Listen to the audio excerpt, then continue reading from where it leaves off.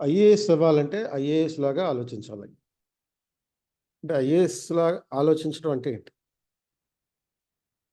దీన్ని bureaucratic line of thought అని అంటారు. బ్యూరోక్రటిక్ లైన్ ఆఫ్ థాట్ అంటే ఏంటి?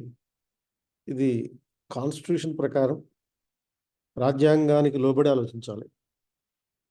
ఎథికల్ డెసిషన్ మేకింగ్ ఉండాలి. పబ్లిక్ ఇంట్రెస్ట్ ఉండాలి. అంటే ప్రజా ప్రయోజనాల కోసం అన్నట్టుగా. And it should be reasoning based. అంటే కారణాలని ఆధారంగా చేసుకోవాలి.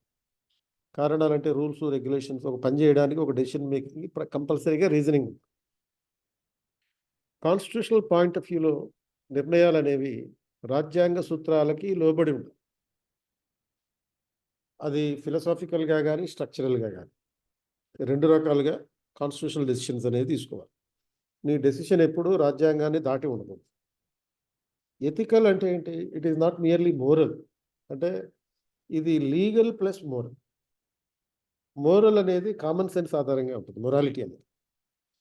ఇప్పుడు ఫర్ ఎగ్జాంపుల్ మీరు ఖాప్ పంచాయతీ వ్యవస్థ ఉంది. ఖాప్ పంచాయతీ వ్యవస్థ అనేది మనకి మహారాష్ట్ర, ఉత్తరప్రదేశ్, బీహార్ లాంటి రాష్ట్రాల్లో సర్వసాధారణంగా ప్రజలకి యాక్సెప్టబుల్ ఉంటుంది.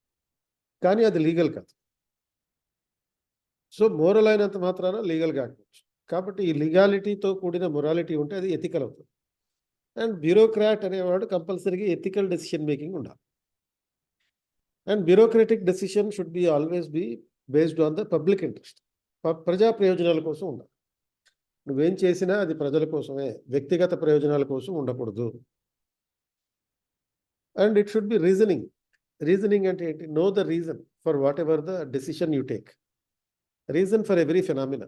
ప్రతి దానికి ఒక కారణం ఉంటుంది. ఆ కారణాన్ని ఆధారంగా చేసుకుని ఒక పని చేయాలంటే ఆ పనికి రీజన్ చెప్పాలి. మీ పై అధికారులు అడుగుతారు, రీజన్ అడుగుతారు, ఎందుకు ఈ పని చేసామని అడుగుతారు. ఎందుకు ఈ పని చేసామని అడిగినప్పుడు ఇదిగో ఈ రూల్ ఉంది కాబట్టి చేశానని చెప్తారు. ఈ రూల్స్, రెగ్యులేషన్స్కి లోబడి పనిచేయడమే రీజనింగ్ అని.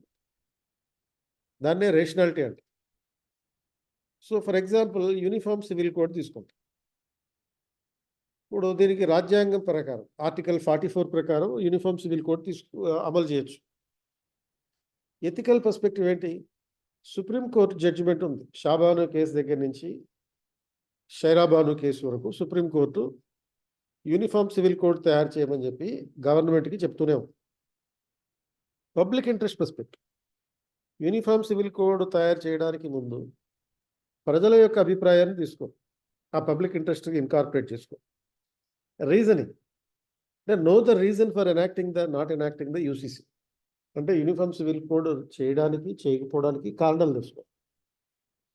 ఇప్పుడు మనకి ఉత్తరప్రదేశ్లో, ఉత్తరాఖండ్లో యూనిఫామ్ సివిల్ కోడ్ బిల్లు ప్రవేశపెట్టారు. ఆ బిల్లుకి ఆధారం ఆర్టికల్ 44. సుప్రీంకోర్టు జడ్జిమెంట్లు ఉన్నాయి. పబ్లిక్ ఇంట్రెస్ట్ ప్రకారం దీన్ని అమలు చేయడానికి కమిటీ ఆల్మోస్ట్ 60,000 మందిని, 60,000 రకాల అభిప్రాయాలను తీసుకుంది.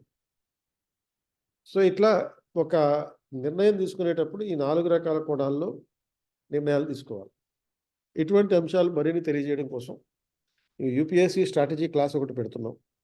దీంట్లో జిఎస్ ఫౌండేషన్ ఆప్షనల్ క్లాసెస్, అంటే ఆప్షన్ ఎలా సెలెక్ట్ చేసుకోవాలి, టెస్ట్ సిరీస్ ఎలా రాయాలి, మెంటారింగ్ ఎలా ఉంటుంది, మాక్ ఇంటర్వ్యూస్ ఎలా ఉంటాయి, వీటన్నిటితో కూడినటువంటి ఒక UPSC strategy class February 11 afternoon 2 PM to 8 PM వరకు ఇది నిర్వహించడం జరుగుతుంది. క్లాస్ రూమ్ వచ్చి వికాస్ బిక్స్ బిల్డింగ్లో, అశోక్ నగర్, హైదరాబాద్. దీనికి సంబంధించిన జూమ్ సెషన్ కూడా ఉంటుంది. మీటింగ్ ఐడి అండ్ పాస్కోడ్ ఇక్కడ ఉన్నటువంటి స్క్రీన్ మీద మీకు తెలుస్తాయి. సో ఈ పర్టికులర్ ప్రోగ్రాంలో Anil Swarup IAS, retired IAS and secretary to the government of India, minister of ఎడ్యుకేషన్లో పనిచేసి రిటైర్ అయినటువంటి ఆయన. సో ఈయన ద్వారా ఎథికల్ డైలమాస్ ఇన్ అడ్మినిస్ట్రేషన్ అనే అంశం మీద క్లాస్ నిర్వహిస్తాం.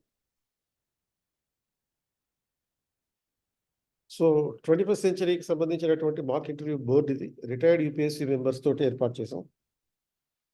దీనికి అటెండ్ అవ్వాలంటే డిస్క్రిప్షన్లో ఉన్న ఈ లింక్ని క్లిక్ చేయండి, రిజిస్టర్ చేసుకోండి.